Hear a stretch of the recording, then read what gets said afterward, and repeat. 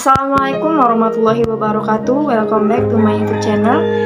Jangan lupa like, comment, share, dan subscribe ya.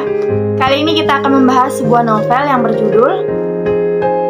Nah, novel ini ditulis oleh Akiyoshi Rikako, yang dimana artinya adalah jadwal hari kematian. Sebelum berlanjut, mari kita simak dulu ceritanya seperti apa, lalu kita akan menggunakan unsur intrinsik, lalu kita mengidentifikasi menggunakan suatu teori sastra. Ringkasan cerita. Novel Schedule Squid Day berkisah tentang seorang gadis remaja 16 tahun berpenampilan sederhana yang bernama Watanabe Ruri yang terpaksa harus tinggal dengan ibu tirinya, Reikiko, setelah ayahnya.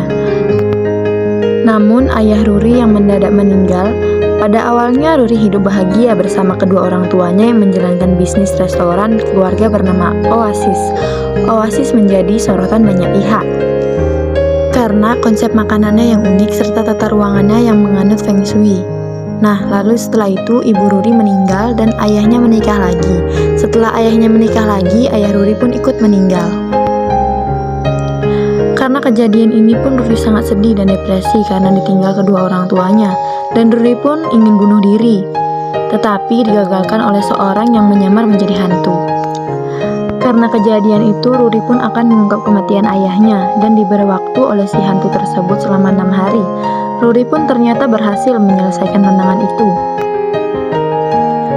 Sebelum berlanjut ke pembahasan selanjutnya, kita harus tahu dulu apa itu multidisiplin sastra. Adalah cara pandang yang menggabungkan dua disiplin atau ilmu tertentu untuk mendisiplinkan sastra. Disiplin atau teori sastra yang digabungkan dalam teori atau ilmu lain digunakan untuk mengenali suatu karya sastra. Teori psikologi. Psikologi adalah salah satu bidang ilmu pengetahuan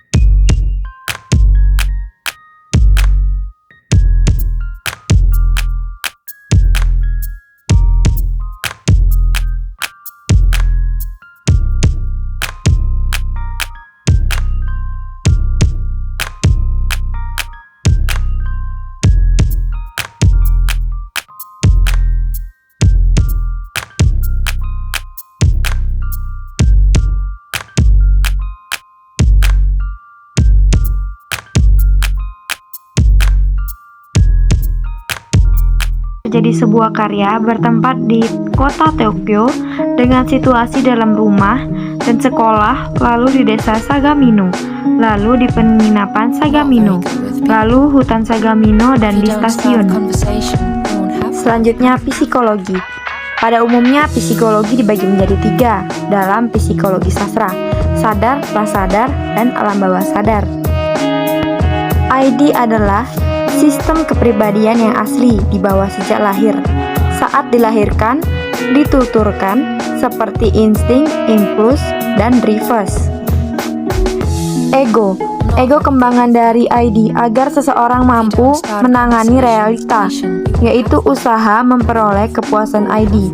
Ego adalah eksekutif atau pelaksana kepribadian untuk memenuhi ID, sekaligus kebutuhan moral dan kebutuhan berkembang untuk mencapai kesempurnaan dari superego.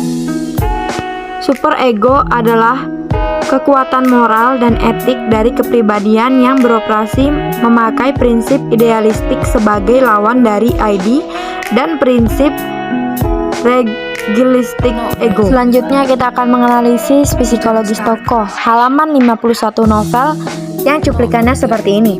Berpikir seperti itu membuatnya lebih dekat dengan kematian dan berharap lebih dekat dengan kedua orang tuanya. Dapat dilihat dari situ, Rory ingin lebih dekat dengan kedua orang tuanya yang telah tiada. Ini menggambarkan ID Rory pun mendorong ego Rory untuk memulai mencari cara untuk memuaskan hasrat tersebut, yaitu dengan mencari mengunjungi situs layanan web bunuh diri. Lalu kita dapat melihat cuplikan selanjutnya. Kalaupun berpikir ingin mati, dia bisa langsung melakukannya. Kapanpun dia bisa pergi ke tempat kedua orang tuanya. Nah, di sini mempertegas bahwa Rory menggunakan pengetahuan bunuh dirinya pada suatu hari nanti dan menjelaskan bahwa ia sangat depresi dan frustasi. Selanjutnya, mari kita lihat lagi cuplikan halaman 246. Pada saat Rory ingin bunuh diri, Hiroaki-kun mengatakan, "Bodoh, kenapa kau ingin bunuh diri?" Nah, di sini terlihat bahwa Rory yang sudah sangat ingin mengakhiri hidupnya namun dihalangi oleh Hiroaki-kun. Dapat disimpulkan dari segi kepribadian Rory, ia rela mengakhiri hidupnya sendiri demi membalas kematian ayahnya dan agar ia kembali ke sisi kedua orang tuanya. Selanjutnya, segi kondisi psikologis dalam keluarga Rory menimbulkan naluri untuk mati di dalam dirinya, dan hal ini mendorong Rory mengunjungi situs web bunuh diri dan langkah-langkah bunuh diri. Dalam hal tersebut, kondisi Rory sangat merasa cemas, frustasi, dan merasa kehidupannya sudah sangat berat. Amanat dari novel ini adalah karena Rory bunuh dirinya berhasil digagalkan. Dari situ kita bisa melihat bahwa Rory tidak jadi ingin mati, tetapi ia memilih untuk melanjutkan hidupnya dan mimpinya bersama Hiroaki.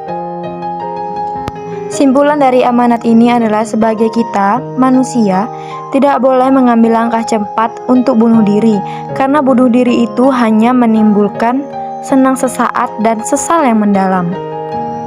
Karena bunuh diri adalah perbuatan yang tidak dibenarkan. Intinya, jika ada masalah, diselesaikan dengan baik.